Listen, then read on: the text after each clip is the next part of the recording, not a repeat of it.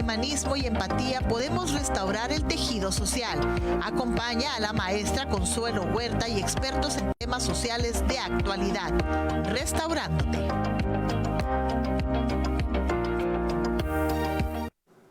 Muy buenos días, bienvenidos y bienvenidas a este su programa Restaurándote, un programa que está destinado a restaurar el tejido social. Si usted nos ve por Canal 45, Televisión Abierta, si nos ve por Easy, Total Play, pues muchísimas gracias por compartir su valioso tiempo con nosotros. Si usted nos está escuchando por cualquiera de las estaciones de radio del grupo PSN, gracias por escucharnos y hoy le damos también pues un agradecimiento a las personas que nos están escuchando por las 6:90 AM, que ya estamos llegando hasta Los Ángeles con La Gigante. Entonces, muchísimas gracias. Si usted nos ve por Facebook, bueno, recuerde que tiene la posibilidad de compartir para que este programa pueda llegar a más personas y se tenga la posibilidad de compartir información, de compartir conocimiento y situaciones que puedan favorecer a restaurar el tejido social, que para eso está hecho, de veras que con mucho cariño.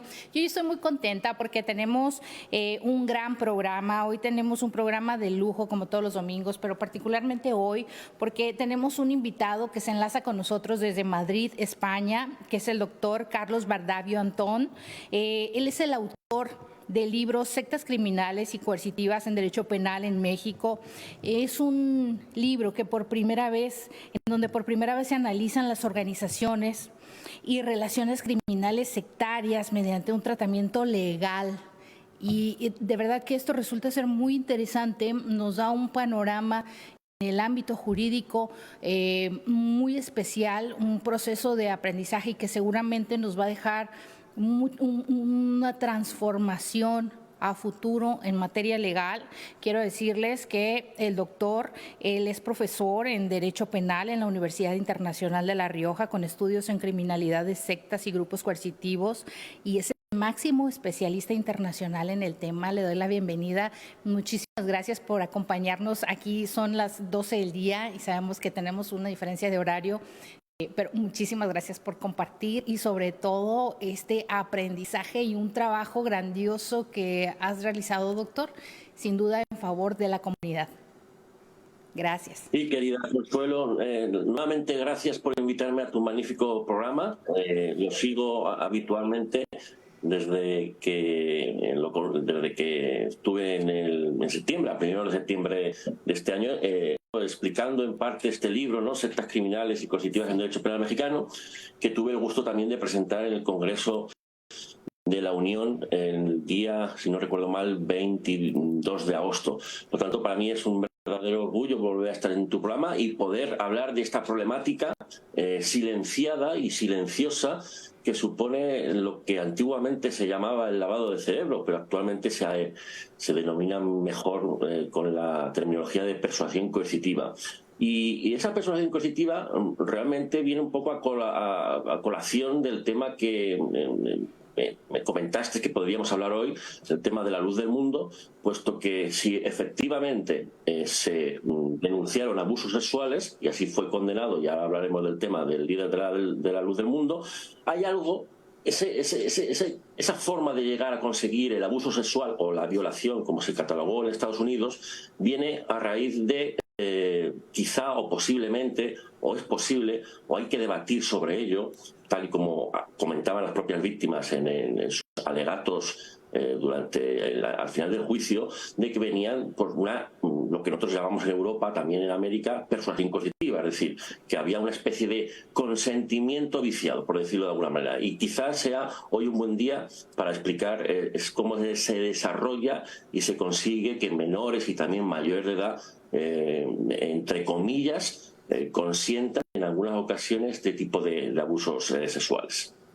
Me encanta tener la posibilidad de platicar de este tema porque sin duda estos estudios y este análisis que tú llevas genera la evolución en el sistema penal, pero desde luego la protección a la víctima, que sabemos que históricamente la víctima, sobre todo en México, había sido abandonada dentro de un sistema penal, pero el trabajo que tú haces le viene a dar una voz alta a la víctima y sobre todo con el sistema que hoy estamos trabajando en México. Entonces, hablar del tema del caso a la luz del mundo y sobre una visión de víctimas, pues me parece que la comunidad lo tiene que conocer y sobre todo temas que se tienen que socializar, vamos. Claro, efectivamente, esto es un tema muy desconocido porque normalmente la víctima, ¿qué es lo que hace? La víctima denuncia, y la víctima no es profesor o profesora de derecho penal, ni conoce exactamente las leyes y cómo se desenvuelven, ¿no? La víctima, por ejemplo, las víctimas, en el caso de Naasón Joaquín, el líder de la luz del mundo, lo que denunciaban eran unos abusos o agresiones sexuales, ¿no? Según la calificación, la terminología que se emplee, aunque sí que es cierto que en Estados Unidos se empleó la terminología de violación directamente.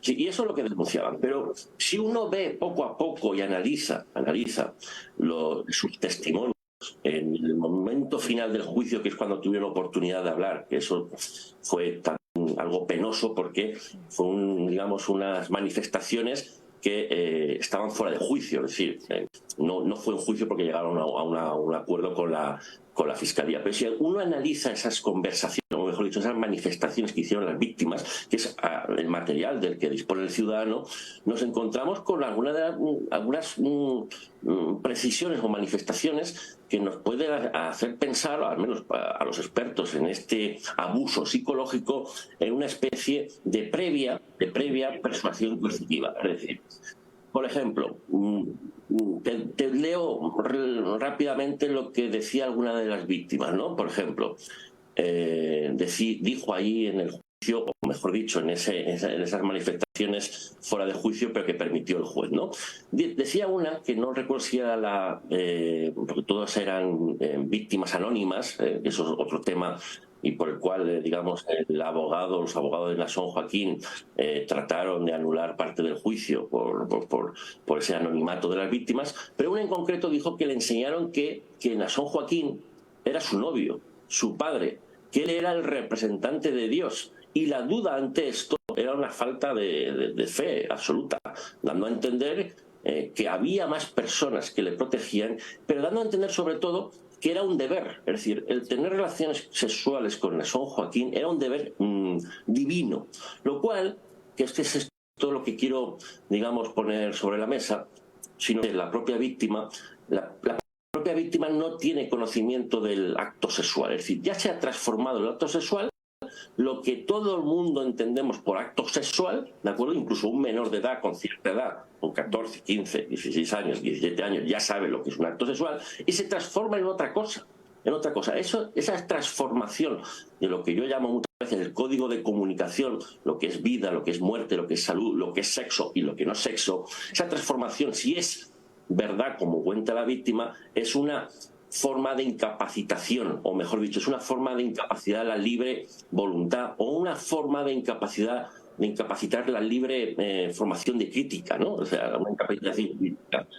Esto nos podría llevar a considerar que antes del propio delito, digamos, más llamativo o más grave, visualmente hablando, que es el de la violación, antes, para poder conseguir ese, entre comillas, consentimiento, existiría, si partimos de esas manifestaciones, como se explican las víctimas, indiciariamente a un posible de manipulación psicológica. Que ese es el problema. El problema que existe en muchas legislaciones del mundo es que esa manipulación psicológica, al ser muchas veces muy sutil, por medio de una autoridad incriticable, con un abuso de la confianza, con una incapacitación de la capacidad cognitiva, volitiva, familiar, y otros factores, llevan o podrían llevar a considerar de que antes de ese abuso o violación hay una coacción psicológica que sutilmente lleva a la víctima a depender por absoluto de cualquier acción, en este caso del condenado, hasta el punto de sentirse obligada a realizar esos actos sexuales aunque no le gustase, que es lo que decían las víctimas. Sí, y entendiendo que hablamos de víctimas que incluso manifestaron, ¿no? Yo nací en esa iglesia, yo crecí y no tuvieron una opción formativa o un conocimiento o una visión más amplia que les permitiera entender qué era lo que estaban viviendo. Claro, es que ahí, por lo que yo leí, bueno, escuché, vi los vídeos de los juicios. Bueno, cuando digo juicio, en verdad no es un juicio, como decía, porque esas grabaciones que hubo, que están a acceso de todo el público, en YouTube, en cualquier lado, las víctimas que leen un relato, leen su verdad, hacen un relato cada uno de su propia experiencia. Claro, algunas, evidentemente, o la mayoría, habían nacido en el seno de la luz del mundo. Por lo tanto, no tanto o como expongo en este libro, están en un sistema en donde se restringe en parte cierta capacidad de libertad.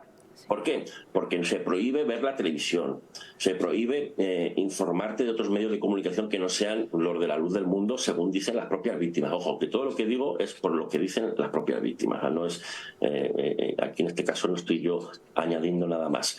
Es decir, hay un código de las propias víctimas desde el nacimiento de lo que es positivo y lo que es negativo. ¿Con quién se puede hablar? Si te puedes relacionar con personas que mundanas, es decir, personas que están fuera de la luz del mundo. ¿Con quién te puedes casar y con quién no? ¿En qué puedes trabajar y en qué no puedes trabajar? Claro, ese tipo de persona que nace en ese ambiente, en ese sistema tan restringido, basado, que esta es la problemática y el debate, basado en principios bíblicos y por tanto en una supuesta libertad o derecho fundamental a la libertad religiosa, pues lleva a estas víctimas, en este caso tal y como lo comentaban ellas, pues a no tener más opción que acceder a lo que te pide Dios. O sea, Naasón Joaquín era representante de Dios en la tierra y por lo tanto tú no puedes desobedecer esas palabras. Es más, eso por un lado, ese tipo de víctima llega a consentir, aunque no le guste la relación sexual, por un imperativo divino. Es decir, ella no está consintiendo la relación sexual en sí, sino está realizando accediendo a lo que se le ordena. Por lo tanto, no hay un consentimiento, o mejor dicho, hay un consentimiento viciado. Sutilmente, es decir, a través de esa autoridad inexplicable. Pero otras víctimas, esto también me llamó la atención, vinieron a decir que cuando de alguna forma alguna de ellas se negaba a mantener la relación sexual, ya surgía cierto chantaje, cierta amenaza en cuanto, pues no vas a ir al paraíso, puedo hacer lo que quiera con tu familia, chantajes y amenazas que son más explícitos. Es decir, hemos partido desde la niñez a una sutil, como explicarían las propias víctimas, una sutil persuasión coercitiva imperceptible porque naces en ese ambiente, para luego, cuando existe cierta negativa a ciertos actos sexuales o a todos los actos sexuales, utilizar algo más expreso, más común, más violento, o más objetivo, como es el chantaje o es la amenaza explícita. Pero es que aún hay más. Algunas de las víctimas también llegó a relatar que había cierta participación de terceras personas. Es decir, hay que hacerse una pregunta. Si las víctimas dicen la verdad, y ahora mismo hay una sentencia que así lo corrobora, de 3 chicas violadas por Naasón Joaquín, ese abuso o violación continuada, ¿cómo se puede perpetrar?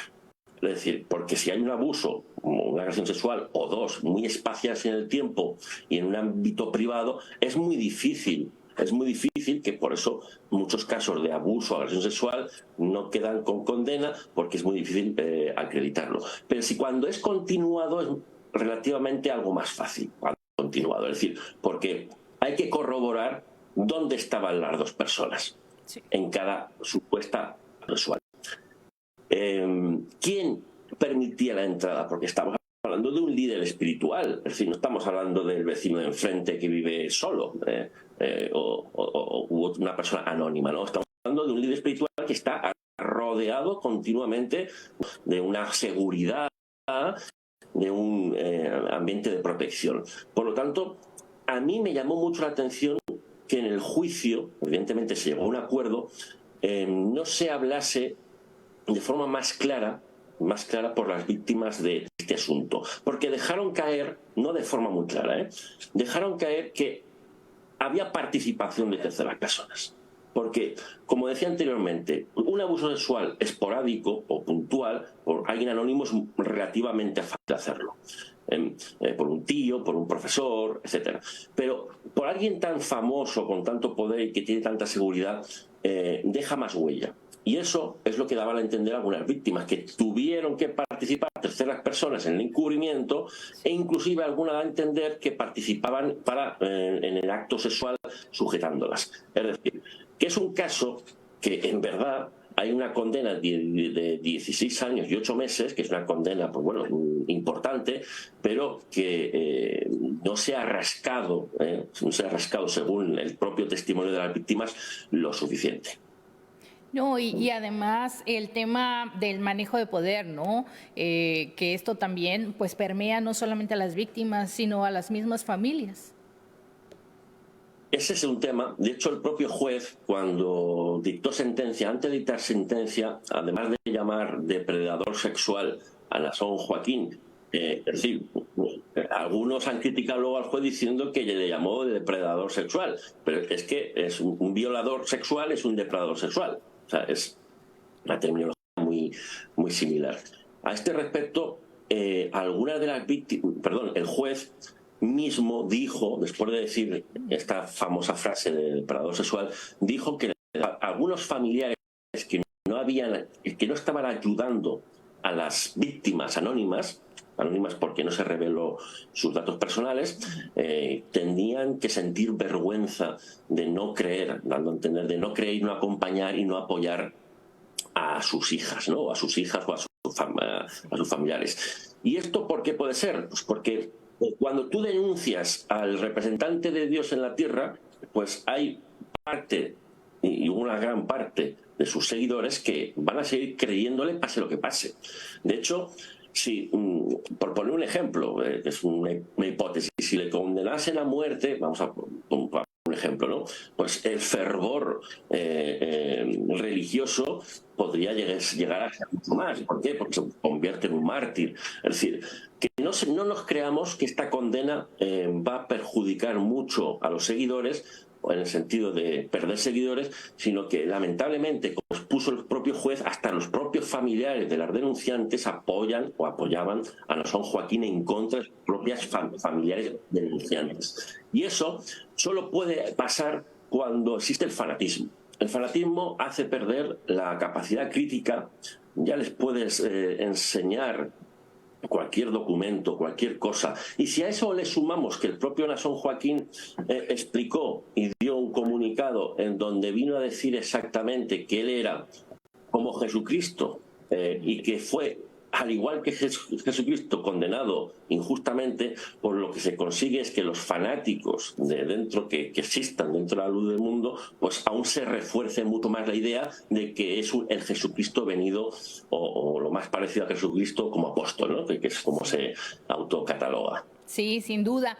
Mira, ahorita yo creo que ya nos están llamando a pausa, pero vamos a regresar porque de verdad el tema es muy interesante y es muy importante que la comunidad esté, que los temas no se tienen que quedar en el área legal, en el área jurídica, sino los tenemos que desdoblar a la sociedad. Así que no se vaya, siga con nosotros. Vamos a una pausita y regresamos rapidito.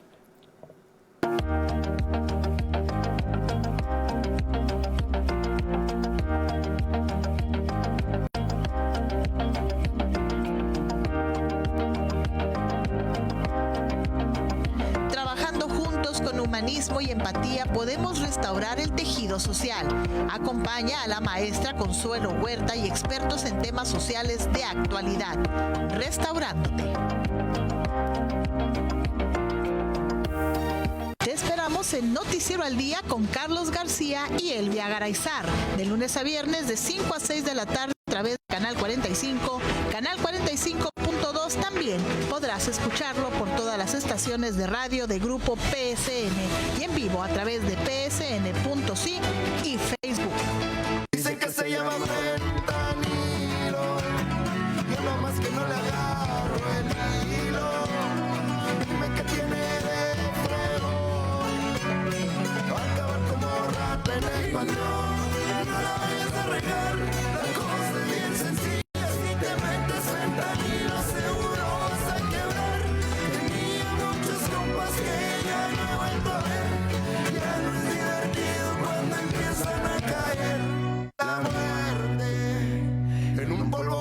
viaja desde el profundo oriente, que te deja bruja nomás al sentir caliente. En un puñado de pastillas se va la vida. Y no lo vayas a regar, la cosa es bien sencilla. Si te metes fentanilo seguro vas a quebrar. Tenía muchos compas que ya no he vuelto a ver. Ya no es divertido cuando empiezan a caer. Soy Úrsula Benítez y te invito a que sintonices tu revista Panorama, un espacio donde platicamos con los periodistas expertos de la región y conocemos a fondo sus columnas y reportajes especiales. Acompáñanos.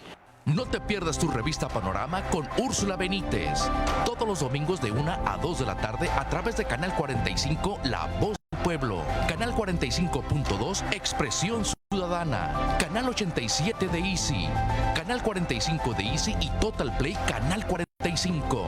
Escúchalo también por todas las estaciones de radio de Grupo PSN y en vivo a través de psn.si y Facebook. Bro, ¿tu computadora no enciende? ¿Se calienta demasiado? ¿Está muy lenta? Te ofrecemos nuestros servicios de asistencia y soporte técnico. Llama al 1762-762. Calzada Cortés 814, Colonia Independencia. Diagnóstico y presupuesto gratis. Impression. 20 años reparando computadoras e impresoras. Monitor informativo. Todo el acontecer de Tijuana y de Baja California bajo el análisis y la experiencia de los periodistas Rogelio Lavenán y Juan Guizar.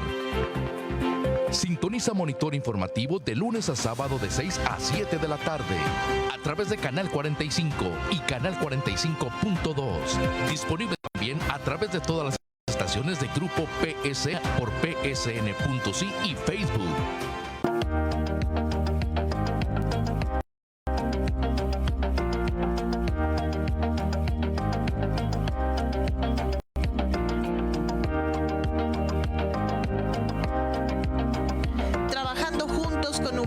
Y empatía podemos restaurar el tejido social. Acompaña a la maestra Consuelo Huerta y expertos en temas sociales de actualidad. Restaurándote.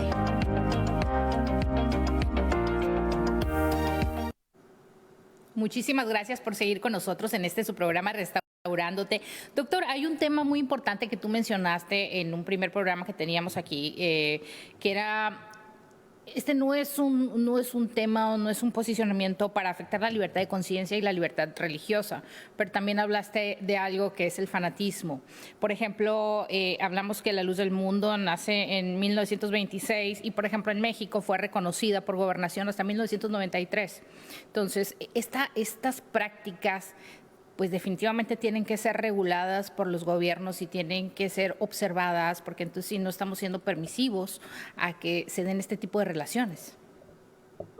Claro, es que, a ver, históricamente las religiones siempre han traído problemas porque son cosas del ser humano, de lo trascendental, ¿no? De aquello que nos constituye casi como ser humano, sin perjuicio de que hay también cierta corriente de la atea, ¿no? Y agnóstica.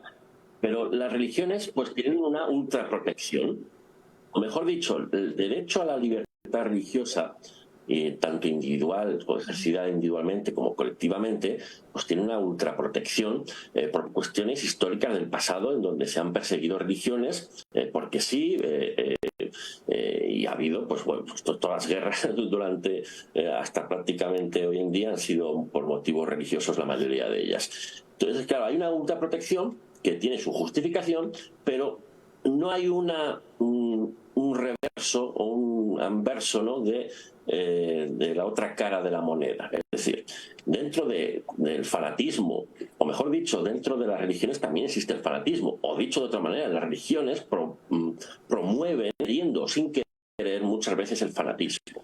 También los partidos políticos, el fútbol, es decir, son cuestiones que están en el ser humano y que tienen cierta lógica.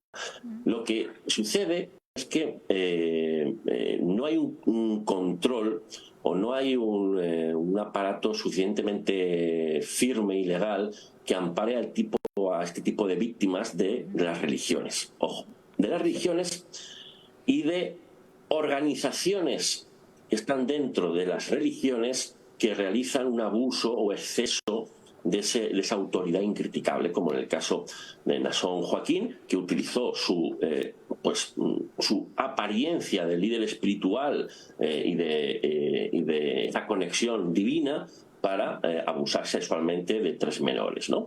Pero esto es una constante, es decir, no es algo que sea atípico dentro de ciertos grupos religiosos. Por no ir muy lejos, en España ha habido muchas condenas a líderes religiosos por abusar sexualmente de sus miembros. En México también hay más casos, no muchos, porque no hay tanta preocupación por el tema de las sectas coercitivas en comparación con Europa.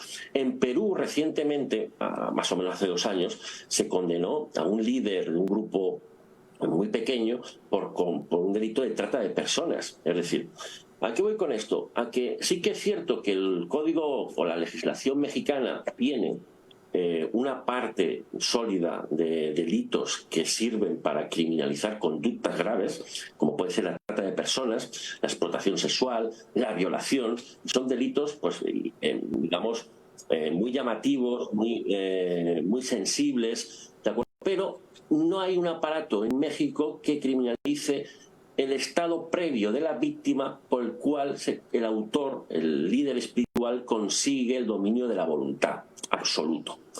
Por ponerlo por poner otro ejemplo, en España, creo que ya comenté en el anterior entrevista, hay un artículo, que es el 515.2, que criminaliza a las asociaciones, es decir, cualquier persona moral, persona jurídica, que realice violencia, alteración o control de la personalidad, aunque sea para fines lícitos. Es decir, aunque sea para hacer feliz a sus miembros, ¿no? Ese artículo, lamentablemente, nunca se ha aplicado por muchos motivos, pero existe un artículo en el Código Penal, no solo de trata de personas, no solo de violación, que eso es común en todas las legislaciones, sino un artículo que trata de criminalizar a grupos que realicen el control de la personalidad de sus miembros. Ese artículo ni nada parecido existe en México, al objeto de resguardar, de proteger a víctimas, a personas a las que, como comúnmente se dice, se les lava el cerebro. Ese lavado de cerebro es bastante sutil, imperceptible y amparado por la libertad religiosa. Muchas veces el líder consigue dominar la voluntad de menores de edad y de mayores de edad, y luego ese poder se utiliza, pues, para yacer sexualmente, carnalmente, en relaciones sexuales, para sacar el dinero de forma abusiva y desproporcionada, y para, en otros casos, como ha habido sentencias, por ejemplo, en Estados Unidos, en el caso Nexon, para realizar una trata de personas, es decir, esclavizar a las mujeres, inclusive marcándolas con fuego en sus propias carnes. Es decir, que esto es algo fáctico que existe. Pero lo que yo planteo en este libro y en mi tesis doctoral que publiqué en 2018 es que no tenemos que esperar a que haya una trata de personas objetivamente clara. No tenemos que esperar a que haya una violación. Es decir, el estado de sumisión, de dependencia, de falta de crítica, de falta de capacidad de la voluntad que crean en muchas ocasiones algunos líderes religiosos y también líderes de otros ámbitos no religiosos, ya debería de ser punible con base a algo fundamental. La legitimidad de un delito así viene resguardado porque nadie puede perder su propia voluntad. Porque cuando un ser humano pierde su propia voluntad, pierde la dignidad. Es decir, nadie puede aceptar, como muchas víctimas de trata de personas dicen, aceptar la trata de personas, justificar o proteger a su captor, autor de la trata de personas. Como tampoco se puede permitir que una mujer justifique, acepte o tolere el maltrato de la violencia de género, porque pierde la dignidad. Estaría perdiendo la dignidad y nadie puede perder la dignidad. Y en las víctimas de grupos religiosos pasa lo mismo. Es decir, hay que hacer un mayor análisis de esas, no tanto doctrinas, sino de esos sujetos que empiezan a denunciar y los motivos de la denuncia. Me parece interesante porque, por ejemplo, aquí en Baja California, pues teníamos tipificado el delito de abuso sexual. Posteriormente surge el tema de pederastia. ¿Por qué? Porque ya viene con esa visión de quienes tienen esta posibilidad del manejo de poder o de superioridad o de jerarquía, ¿no? Pero esta observación que tú haces va mucho más allá, o sea, queda rebasado, porque también tenemos este ámbito legal, pero también tenemos la visión social, y que de repente rebasa el marco normativo, ¿no? Por ejemplo, que algún juez, algún juzgador pueda decir, pero pues es que estaba la voluntad, es que quería. No hay un análisis más profundo dentro del marco normativo, no hay estos estudios, por lo tanto las víctimas quedan en total indefensión. Claro, a ver, normalmente cuando son menores de edad se les suele hacer más caso. Es decir, si un menor de edad dice que ha tenido una relación sexual con un mayor de edad, ya hay algo raro ahí. Sobre todo si hay mucha diferencia de edad, porque algunos códigos penales lo que hacen es que si hay aunque el autor sea mayor de edad, pero hay una cercanía en la edad y en la madurez psicológica de ambos, se podría entender el consentimiento de forma no viciada, digamos, ¿no? Pero es que, lamentablemente, viciar el consentimiento de una persona de forma injusta es relativamente fácil, y máxime cuando se tiene una autoridad que es incriticable, como utilizan muchas veces estos líderes religiosos, que según los estudios muchos de estos líderes religiosos tienen una psicosis o una psicopatía, ¿no? Cuando no también son narcisistas, y por lo tanto el poder los lleva a utilizarlo de forma horrenda, ¿no? Pero que ya dan un dato, es decir, todos los códigos penales de todos los países civilizados criminalizan el prevalimiento, es decir, el abuso de superioridad de una autoridad, del padre, del profesor, del médico o de un líder espiritual. También criminalizan cuando hay un engaño en menores de edad, es decir, el prevalimiento en menores de edad y el engaño en menores de edad, es decir, sí, hace esto porque es mejor, etcétera, etcétera. Pero lo que no está tan claramente criminalizado, volviendo un poco a tu pregunta... Pero aquí te voy a hacer, perdóname, te voy a interrumpir, te voy a hacer una pausita porque nos están llamando a corte. Vamos al corte y regresamos justamente con esto que tú nos vas a aclarar en este momento.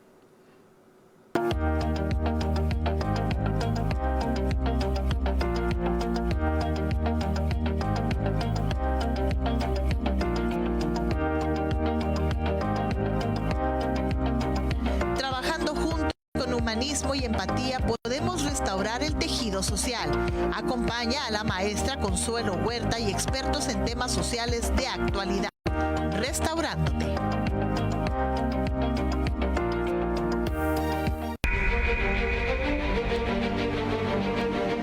Esta semana tuvimos la oportunidad de oír a la alcaldesa de Tijuana en su segundo informe, pero definitivamente la Tijuana que ella presentó en este informe es muy diferente a la Tijuana que vivimos nosotros todos los días. La alcaldesa, más que informar, hizo un mitin político con toda una verbena popular para destapar sus anhelos de reelegirse. No habla de resultados y cuando lo hace, saluda con sombrero ajeno, o de plano, o que de verdad mantiene en la Tijuana hundida en la oscuridad. Y peor se vio al realizar a puerta cerrada su sesión solemne de cabildo para informar en un acto inédito de un total abandono a la ciudadanía que votó por ella. Para empezar, no se nos olvide que este año llegamos a ser el municipio más violento del país y que incrementaron los delitos en un 8% a comparación del año anterior. Tan solo los robos en vía pública alcanzaron cifras alarmantes, casi el 30% más que en años anteriores, al igual que los homicidios dolosos con un incremento del 15%, cifras comparables solo a aquel sangriento 2008. También hay que recordar que una empresa muy importante de tecnología decidió no invertir en Tijuana más de $320 millones precisamente por la inseguridad y la violencia que se vive en la ciudad. Por otro lado, es el segundo municipio del estado que más ha cerrado empresas de acuerdo a cifras del Instituto Mexicano del Seguro Social. Y también es uno de los municipios este año con mayor incidencia de cobro de piso a empresarios, que dicho sea de paso, este delito también presentó un incremento del 23% a comparación del año 2022, de acuerdo a cifras del INEGI.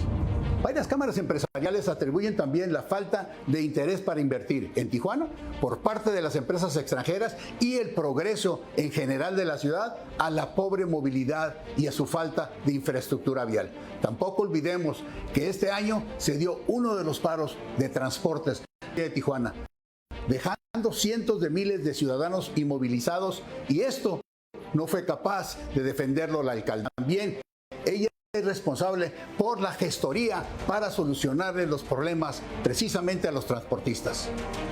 Pero para lo que sí hay es para promover la imagen de la alcaldesa. Este año también decidió aumentarse su presupuesto en publicidad a más de 82 millones de pesos, 20 millones más de los años anteriores, superando más de 4 veces el presupuesto que tenía. Por ejemplo, protección civil. Tan solo con este dinero, de acuerdo a expertos, se hubiera podido vaciar más de 100,000 metros cuadrados de las calles de Tijuana que tanto lo necesitan. Pero la política y la promoción personal son prioridad para la alcaldesa, no el bienestar de quienes viven en Tijuana. Ejemplos como estos abundan. Alcaldesa, no quieras darle a tole con el dedo a los tijuanenses. Ya lo has hecho por 2 años. Nosotros, aquí en Baja California, los tijuanenses, tenemos otros datos. Encuentra este video también en Facebook, Instagram, YouTube y Spotify.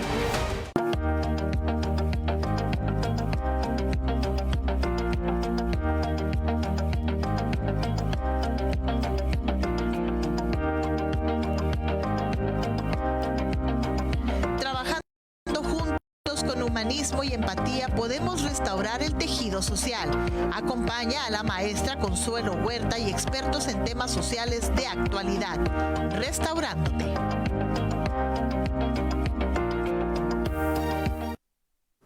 Muchísimas gracias por continuar con nosotros en su programa Restaurándote, y nos quedamos pendientes con la respuesta que nos tiene el doctor y información muy importante que nos está compartiendo. Sí, gracias, Consuelo. Pues, en definitiva, como estaba comentando, no solo existe el prevalimiento de la autoridad, abuso de superioridad, padres con hijos, maestros, médicos, sino también líderes espirituales, sino también el engaño, y además muchas veces un engaño coercitivo, es decir, un engaño que le lleva a incapacidad de la crítica, ¿no? A lo que iba con esto es que hay ciertos casos, como pasó en España, en un caso muy famoso, en donde las propias víctimas, durante la minoría y la mayoría de edad, deseaban gustosamente yacer sexualmente con el líder espiritual de ese grupo, porque era una relación divina. Es decir, no es que no supieran que era una relación sexual, sino que gustosamente la tomaban como algo positivo desde los 13-14 años.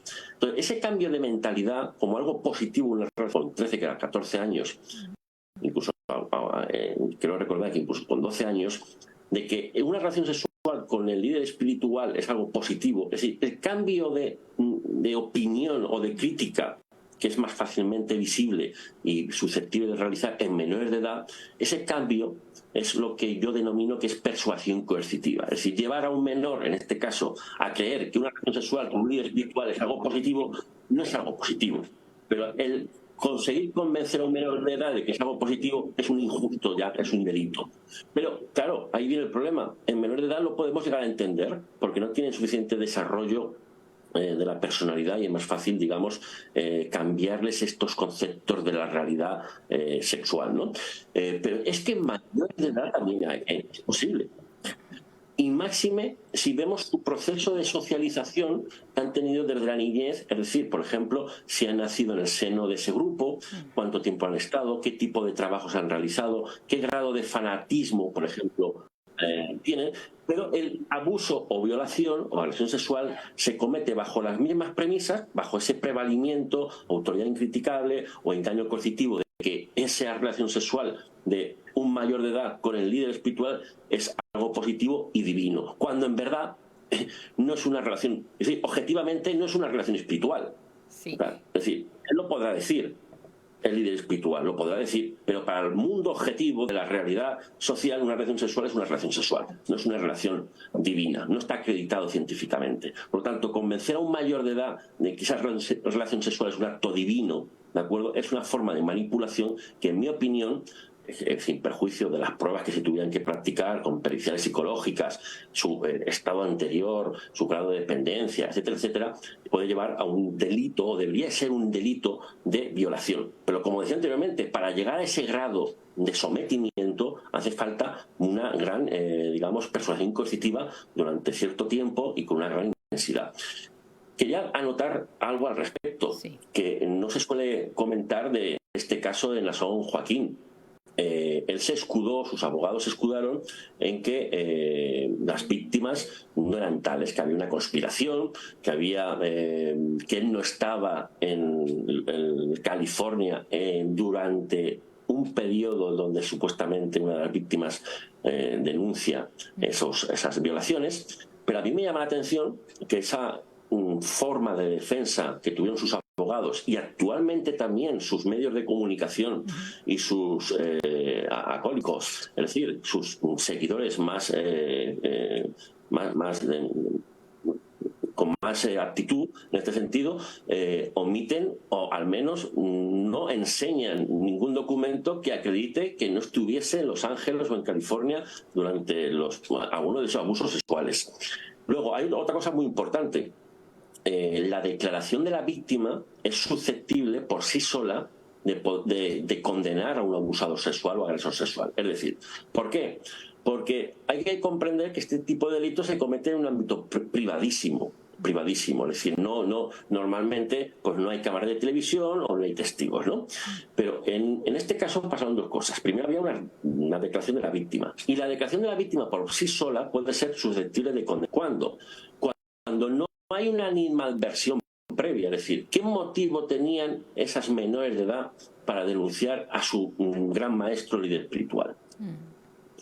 No se sabe cuál era el motivo. Algunas partes de sus defensores nos hablan de que eran drogadictas, que eran como prostitutas y que tenían una conspiración para que se querían acostar con él, pero no accedió. Pero no hay ninguna prueba de ello. Lo que sí que hay prueba, o al menos un indicio de prueba, es la propia declaración de la víctima, que se puede suponer que era coherente, sin contradicciones y sin animadversión previa. Lo cual, en muchos tribunales a nivel mundial, es suficiente cuando no hay, no hay una incoherencia, el testimonio es verosímil, avalado por peritos, etcétera, etcétera, lleva a muchas condenas, no solo en Estados Unidos, sino también en México. Por eso, a lo que iba con esto es que me llama la atención que Nason Joaquín accediera a un acuerdo que, según su defensa, partía de una conspiración de ciertas mujeres contra él. ¿Por qué? Porque si hubiera una conspiración, como dijeron, primero tú no acuerdas nada. Hay una conspiración contra ti. Si tú estabas en España, como ha defendido, o estaba en otro país cuando supuestamente se realizaron los abusos sexuales, lo puedes acreditar, porque no te vas de México o de Los Ángeles a España buceando, ¿no?, por decirlo de alguna manera, ¿no? Pasas unos controles y queda una prueba. Por lo tanto, me llama la atención que, como decía anteriormente, que acordase reconocer una culpabilidad, pero luego posteriormente dijese en un comunicado ante sus seguidores que nunca van a probar eso, leo textualmente, nunca van a probar eso. Si no hace falta probarlo, porque ya queda probado con su propia autoinculpación de los hechos. Y porque también se encontraron en las informaciones, se encontraron en su teléfono móvil vídeos de relaciones sexuales con personas que aparentemente eran menores de edad. Aparentemente menores de edad. Muy fácil, se hace una pericial antropológica y eso, con 2 o 3 peritos salen las edades. Lo que a mí me llamó la atención en el caso es que a esas víctimas se les permitió estar en anonimato. ¿de acuerdo? Y evidentemente los abogados de Nason Joaquín se quejaron mucho. ¿Por qué? Porque es verdad que si tú no sabes quién es la víctima, es más difícil defenderte. Sí. Ahí tengo que decir las cosas como las pienso. Seguramente si el juez aceptó ese anonimato de las víctimas es porque había peligro peligro de muerte o peligro contra sus bienes jurídicos más importantes, amenazas. Porque si no, ningún tribunal normalmente acepta víctimas anónimas si no están bajo indicios de que corra peligro su vida, su integridad física, su integridad o bienes jurídicos. Por lo tanto, es un caso muy interesante, va a dar mucho que hablar porque esto no ha acabado ahí. Hay denuncias en Estados Unidos, por cuestiones económicas también, a través de lo que se llama la ley RICO, y una ley que permite levantar el velo de las personas morales al objeto de investigar si existe una organización criminal, evidentemente cuando hay indicios, pero es que también hay denuncias actualmente en México por abuso sexual o agresión sexual contra Nason Joaquín, que se están trabajando o se están íntimamente. Y resulta interesante porque la socialización de este caso, y sobre todo en México, donde se ha mantenido pues una relación también de tipo político, porque también había estas relaciones de estar en eventos públicos, de proporcionar los votos a ciertos políticos. Entonces eso hacía que se mantuviera con una parte de protección, con un sentido de protección gubernamental terrible aquí en México, pero eso va a llevar también a que muchas víctimas, no nada más de La Luz del Mundo, sino de otras agrupaciones, puedan saber que sí puedan denunciar y que sí puede tener un futuro y sí puede prosperar una denuncia, porque definitivamente que no es un caso aislado. Sabemos que hay este tipo de casos, tal vez La Luz del Mundo va a ser lo que venga a detonar situaciones que se vienen presentando en muchos grupos, en muchas agrupaciones religiosas. Es que estadísticamente, lamentablemente, cuando se tiene poder, un poder tan inmenso e incriticable, ese poder contamina de tal manera al ser humano que le lleva a aprovecharse de ese poder. Como comentabas, hay cierta hubo cierta sorpresa cuando Nason Joaquín se presentó organizado por Bellas Artes, ¿no? Cuando se presentó en Bellas Artes, cuando la propia Constitución mexicana prohíbe promover a las confesiones religiosas, porque México es un país laico que prohíbe o que no permite promover de esa manera a líderes espirituales o de que y más allá de presentarse era homenajeado. Perdón. Y más allá de presentarse era homenajeado, o sea, prácticamente era un homenaje.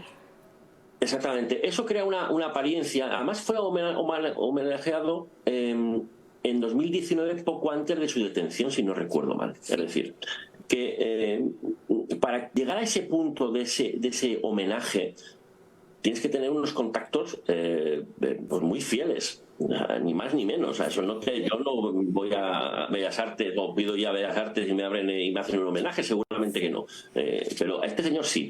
Y eso llama mucho la atención porque lo que revela es que este grupo religioso tiene vínculos con la política. Sí. Con la política más importante. Definitivamente. Y eso es lo que pausa también muchas denuncias. Amigo, vamos a una pausa y regresamos rapidito.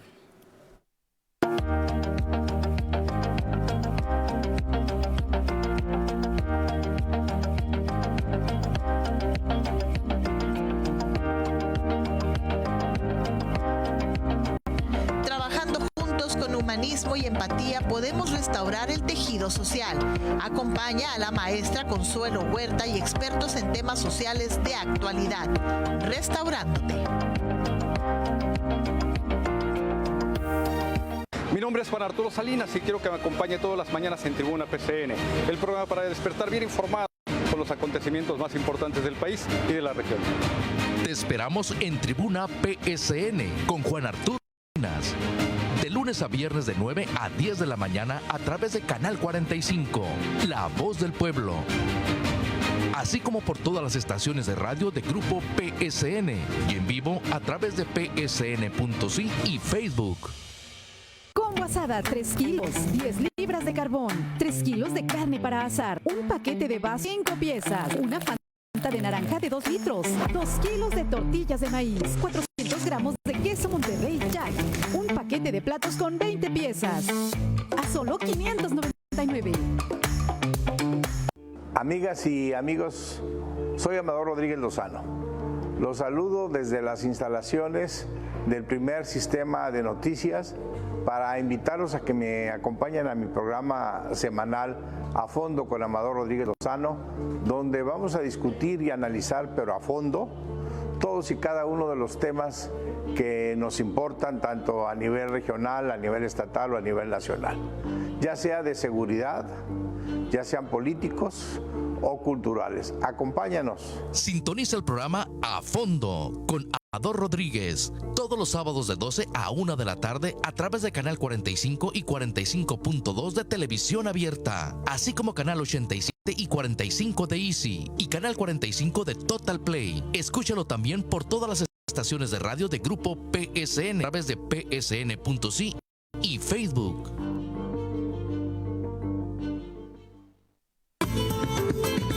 Baja California es destino del vino. Visitemos sus valles y conozcamos la riqueza de nuestro estado. Los valles y el vino te llevan por un recorrido armonioso a visitar el corazón de la bebida que se produce aquí, donde nacen las ilusiones y se concretan los sueños. Acompáñanos ahora los sábados a las 9 de la noche y los domingos a las 2 de la tarde.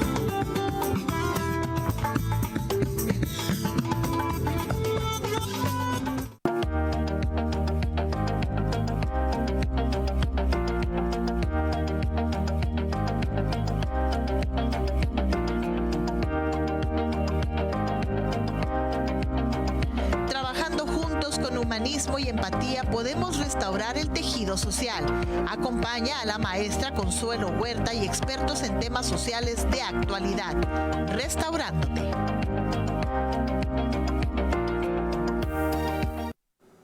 Gracias por seguir con nosotros. Sin duda, un extraordinario programa que tenemos el día de hoy.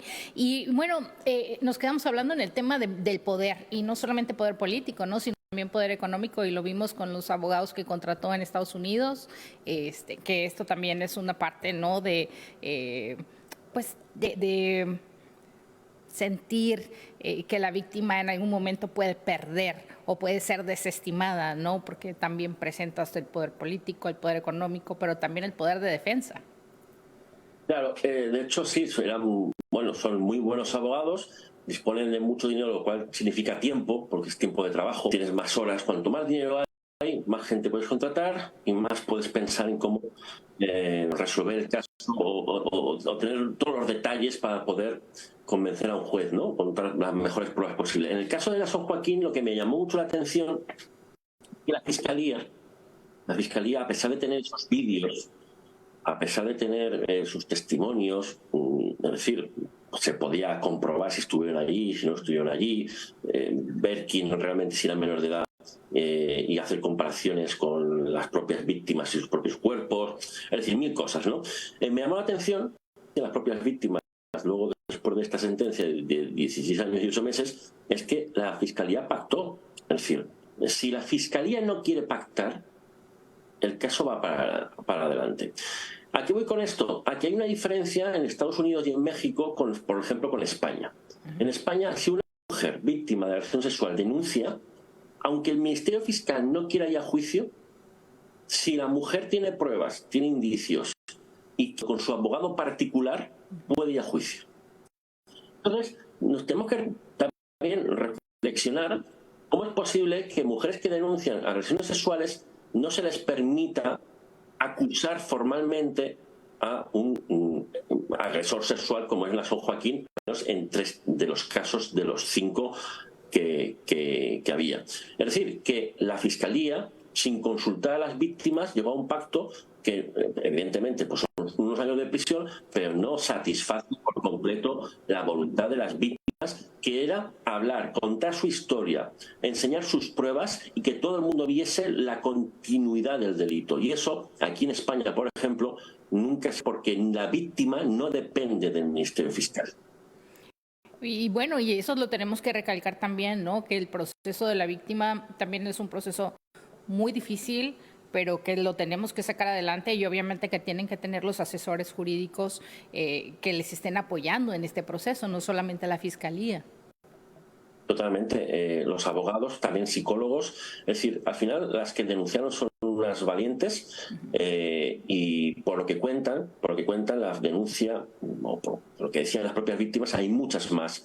El problema es muy lógico que muchas de ellas no quieran denunciar, puesto que, como contaba alguna de las víctimas en algún medio de comunicación, inclusive pues algunas de las denunciantes aún siguen yendo a la propia iglesia con los hijos al objeto de aparentar que no son ellas las denunciantes. Es decir, hay cierto temor, cierto miedo, puesto que las víctimas se sienten desamparadas, no solo religiosamente, que eso es un problema espiritual, una decepción espiritual, sino también jurídicamente, ¿no? Legalmente, porque el Ministerio Fiscal, por ejemplo, en California, sorpresivamente y sin hablar con las víctimas, llegó a un acuerdo, y después de 3 años de investigación en México no sabemos absolutamente nada de lo que se está haciendo o cómo se está haciendo o hasta qué punto va a llegar.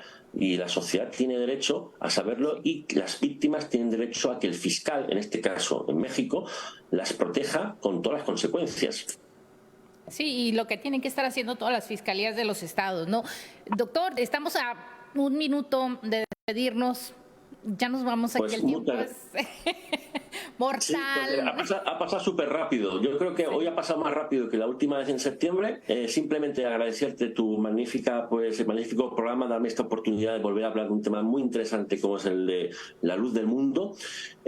Ojalá nos volvamos a encontrar, que me vuelvas a invitar, porque siempre he estado muy a gusto, y volver a hablar de mi especialidad, que son las sectas criminales y coercitivas, o la persuasión coercitiva, no solo en México, sino también en España y Europa, y podemos hablar nuevamente de otros casos tan interesantes que hay a nivel mundial. Muchas gracias, querida Consuelo, por todo. Esta es tu casa, estás invitado no solamente una, sino muchas veces. Gracias a ti por compartir esta información, que yo creo que se queda en la reflexión de la comunidad, en la reflexión de la sociedad, y en un aprendizaje muy significativo que tenemos que socializar. Gracias por salir de esa élite jurídica y llegar a la sociedad con información tan valiosa, tan poderosa, que también empodera. Entonces, muchísimas gracias, y nos vemos no en uno, sino en muchos programas más.